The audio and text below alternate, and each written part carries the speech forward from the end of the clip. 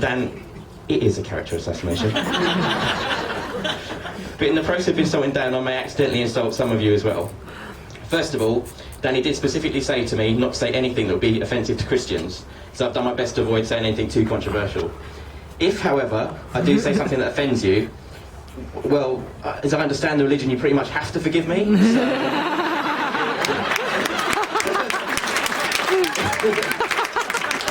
I guess we're okay. Secondly, as Danny's a policeman, I will have to apologise in advance if there are any police officers here who might be offended by my jokes. Are there any police officers here tonight? I thought I could smell bacon. I'm sorry, that joke was absolute filth. I'm only kidding, let's not get Nazi. I mean nasty. I'm of course kidding, please don't kill me, I'm not an unarmed magazine salesman.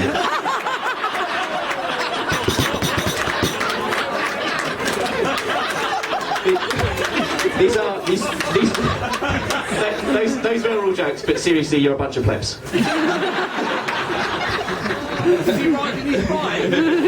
And finally, another apology. Are there any Arsenal fans in the audience here tonight? There's no jokes about Arsenal in the speech, I'm just sorry. Right, now that the opening notices are done, on with the speech.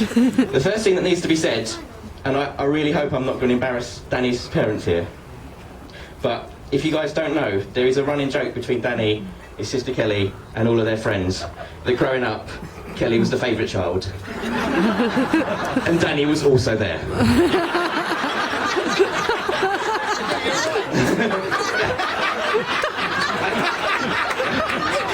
I can't say if there was any truth to this or not, but I suppose you can kind of see how this would happen, because for all of Dan's boisterousness, he tends to just, get his head down and get on with stuff, whereas Kelly has such a massive personality.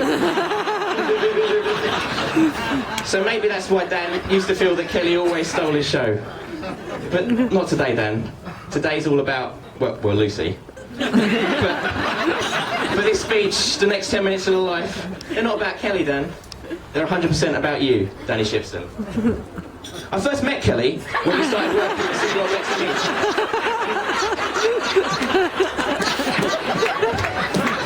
Now, anyone who's ever worked there will know you can only really get a job there if you were friends with or related to someone else already employed. So was it any surprise that when Kelly's little brother started working there, why was he employed? Well, let's think about it. Was he better than the other applicants? Who can say? Did his CV outlining his exciting stint at Sainsbury's make him stand out from the crowds? Who knows? Did we all worry that Dan was unqualified to shovel popcorn and sweep up rubbish? A little bit. But the most important question to ask is this. Were the people in charge of employing new staff incredibly lazy and unwilling to have an argument with Kelly about not employing her little brother? That was probably the reason. But either way, Dan got the job, and the place would lead to one of, if not the most significant event of his life, meeting me.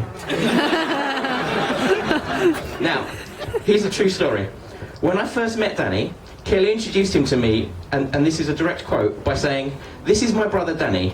My parents only had him in case I needed a kidney one day."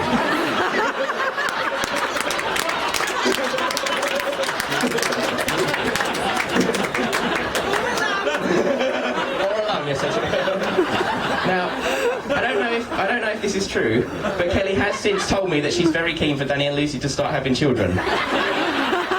Or little organ banks, as she calls them. Anyway, after that incredible introduction, Danny's career at Cineworld was well underway. Now, I like to say that Danny wasn't very good at the job, but really, it wasn't that difficult for him to mess up. There was very little for him to mess up. In fact, before long, he was promoted to supervisor, where he spent most of his time sitting around on his arse playing cards, before yelling at people that they weren't doing things properly. Reading this back, I've just realised why you had so many transferable skills for the police.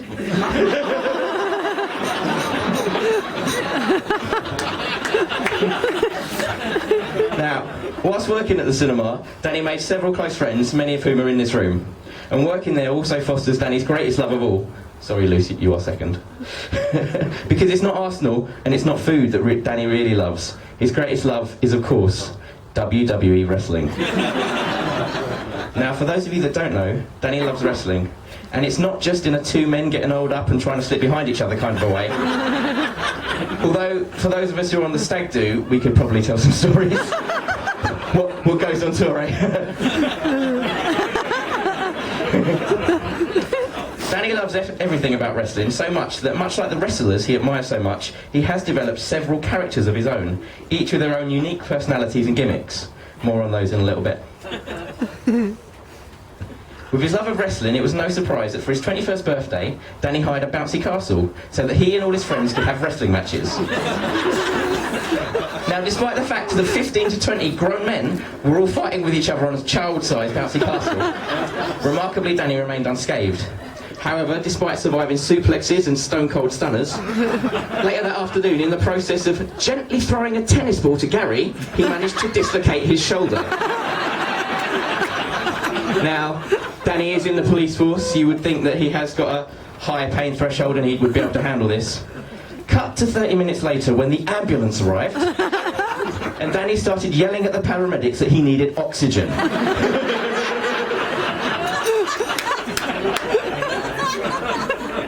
And it was that injury that brings me on to the first of Danny's distinct wrestling personas, and that is, and bear with me because I'll try and do this like a wrestling announcer, the Injury Kid! Because, not content with dislocating his shoulder, how many times has it been now? 10? 15? No, even he's lost count. Not content with that, content with doing that, he has amassed an impressive list of injuries, which include, but are not limited to, having a hernia operation, having retina damage, damaging his ankle, breaking his arm when Kelly pushed him off the top of a wardrobe. Nice by the way. Suffering from cluster migraines, getting viral meningitis, having a lumbar puncture, ouch, and apparently an impressive list of tummy aches when he was little that was so bad they only went away when his mummy put a plaster on his belly.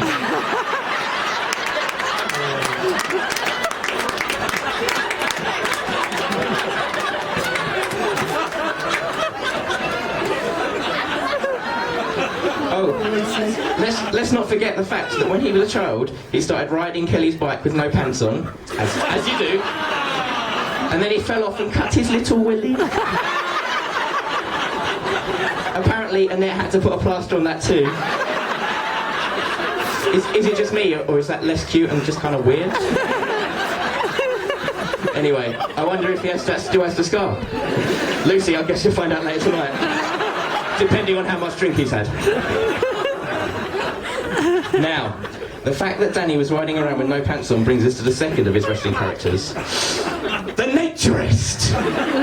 Because, as those of you that know Danny well will already know, that boy loves to be naked.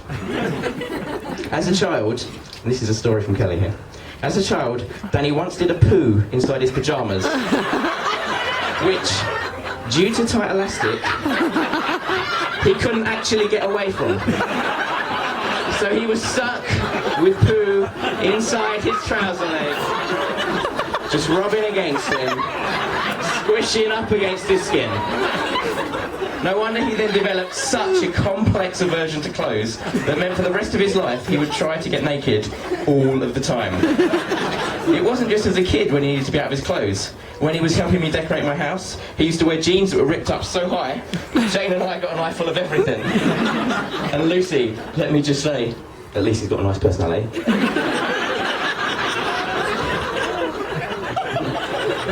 Now, I was instructed not to mention anything that happened on the stag, but Lucy, I do need to tell you something. On the stag do, Danny got naked once again, and he went skinny dipping with a pair of attractive twins. They were staying in the same hotel of us. In fact, one of them is here right now. Dave, where are you sitting?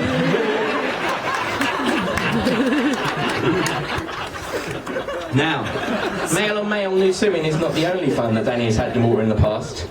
In fact, Kelly told me a delightful story about how when you were little, your mum used to give you two a bath together, and you decided that was the ideal time to take a poo.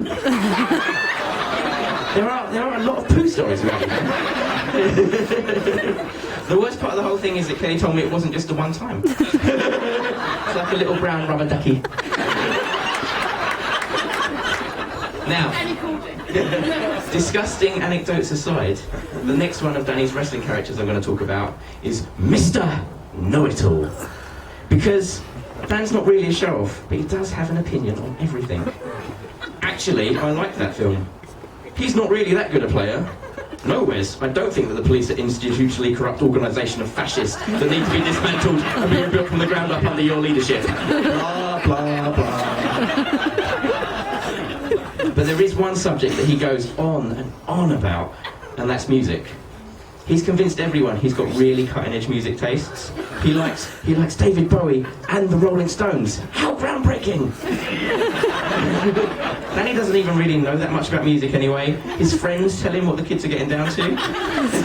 Admit it, Danny, if it wasn't for us, you'd never have heard of the Black Keys or hockey. Is that it? Yeah. Or even your personal favourite, Pudge Harvey. PJ Harvey. But joking aside, Gary did say that when you were living together, you had developed a bit of an obsession with Nicki Minaj videos. I can't imagine why. Now, what Danny does have, though, is a bit of a way with words. One evening, a group of about 6 of us were at Danny's flat when the sky cut out. To be clear, this is Sky TV and not the actual Sky. I could see a couple of the policemen in the audience just going, "What? Oh, no, it's not. It's still there." Anyway, after being slightly egged on by the rest of us, Dan decided to make an angry complaint call to Sky.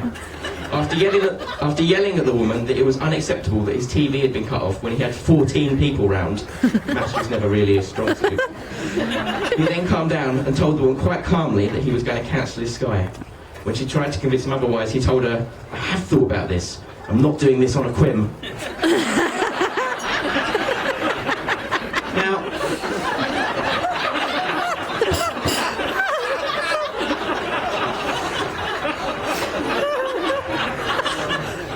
Now, I'm not sure what the woman at Sky thought was going on, but after he had told her that there were 14 of us in the flat, I'm sure there's a note on Danny's Sky account that attributes his address to the host of some very odd bunga parties. Lucy, you may receive some disturbing direct mail. Now, after Danny left the cinema, we worked together as a recruitment agency called RSG for a couple of years. Danny worked there, and after being there for 2 years, decided to leave. He'd made such an impression on the managing director, whose office was about 10 feet from Dan's desk, that the MD circulated a goodbye email on Danny's last day, wishing Danny Shipston all the best with his future career. Clearly sales wasn't his forte. However, Dan didn't want to leave on such a low, so after consuming several dozen pints of Guinness at the pub that night, he took it upon himself to give the business development manager a bit of a talking to.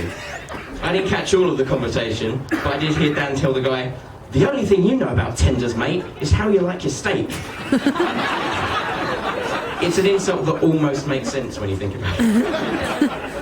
So anyway, later that night, Danny, being chivalrous as always, offers to give a female co-worker a lift home, which wouldn't have been a problem if I hadn't been his driver for the evening. Nothing like being volunteered to do a favour for someone you don't really care about. Anyway, it turned out that she lived at Canary Wharf somewhere and was so new to the area, she didn't even know how to get home. So I drove around for about 90 minutes with the two of them sitting in the back. Danny later told me it would have been rude for him to sit in the front with me. Eventually, the bimbo remembered where she lived. We pulled up outside her house and she turned to Dan and said, "Thank you, Dan, so much for the lift home," gave him a hug and got out of the car. Didn't say anything to me.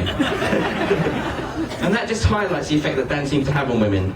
Now, Lucy, I don't want to imply that Danny's had a lot of girlfriends before you, but let's just say it's a case of 8 4th time lucky. I'm kidding, of course I'm kidding. Although he did once tell me he could have any girl he pleased, but I've since been reliably informed that he never pleased any of them.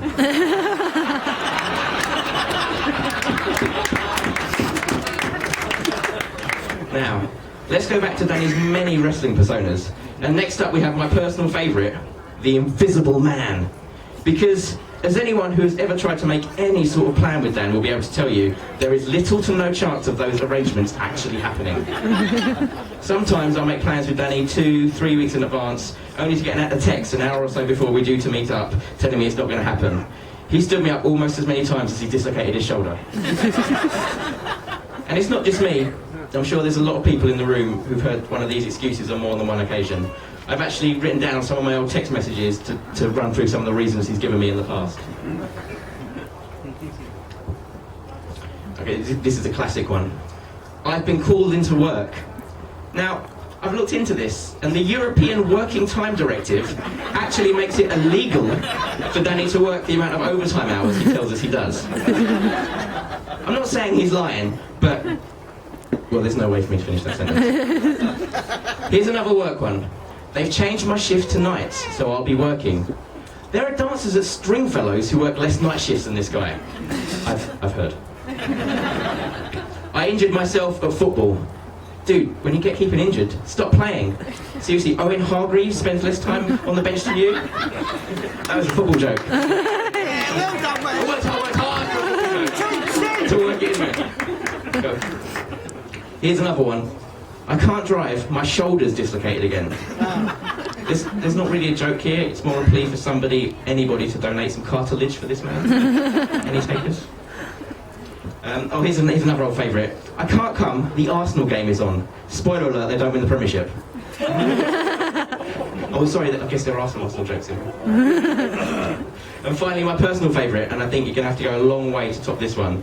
I can't come, I've been rushed to hospital, someone threw acid on me at work. Let me stop you right there, Dan. The only time you should be getting acid thrown at your work is when you're Batman and you're fighting the Joker. But I suppose that when you work the amount of hours Dan supposedly does, you do greatly increase your chances of running into a psychopath with some hydrochloric acid. I mean, Dan, most people's jobs just involves, sitting around on Facebook all day. Just saying.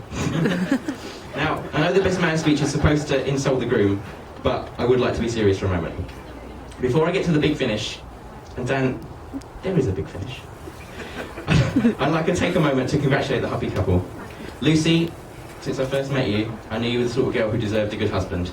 So lucky for Dan, he managed to lock you down before you found one.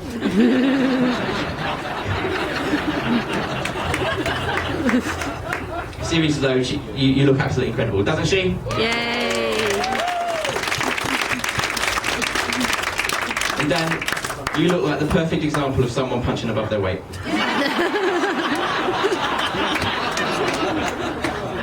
Except that is a joke, because Lucy, in all seriousness, as wonderful as you are, you do have a good one here. In the time I've known Dan, he's had his ups and his downs, but he has always been there for me when I've needed him. I know a lot of you in the room can say the same. He may miss the odd night out, but he has never, ever been missing when it counts. Danny, you're my brother in everything but blood. I love you, and I sincerely mean this. You are the best human being I know. I love you, man.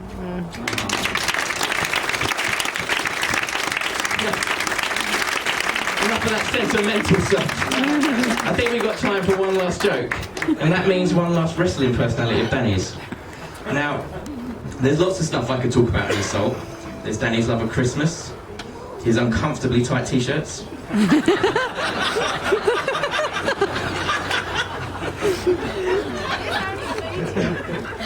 A certain VHS tape Dan made when he was about 14. Kelly knows.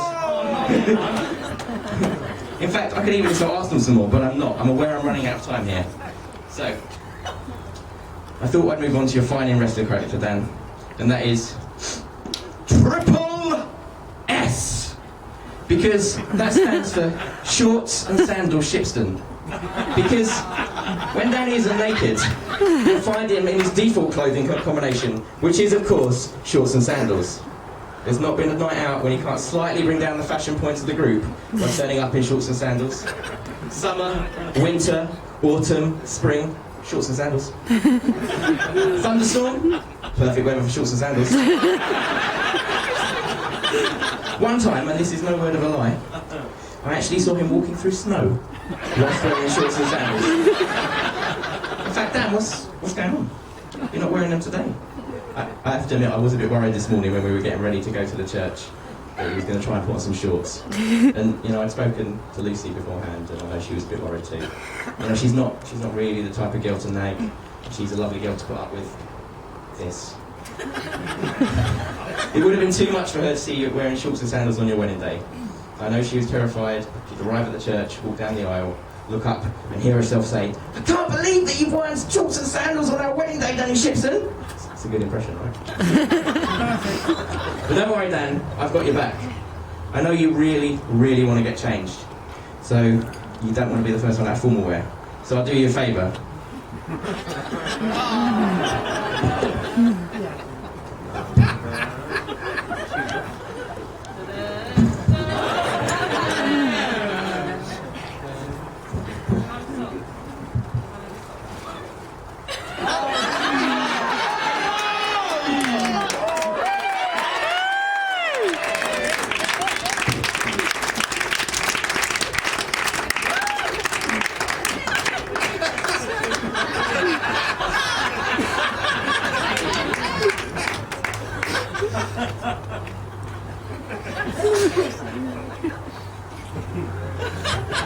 Because, ladies and gentlemen, for tonight, and for tonight only, I am Danny Shipston.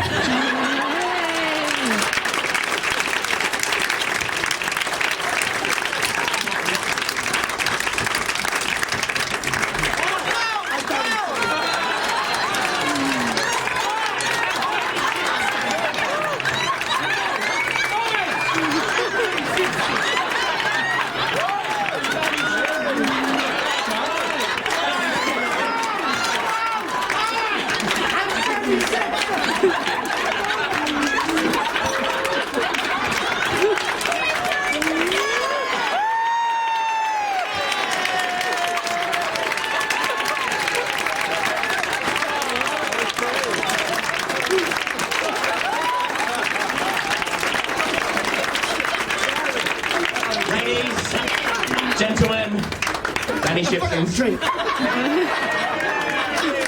please join me in making a toast to the happy couple. Danny and Lucy. May you love each other more today than you did yesterday, and less than you will tomorrow. To Danny and Lucy.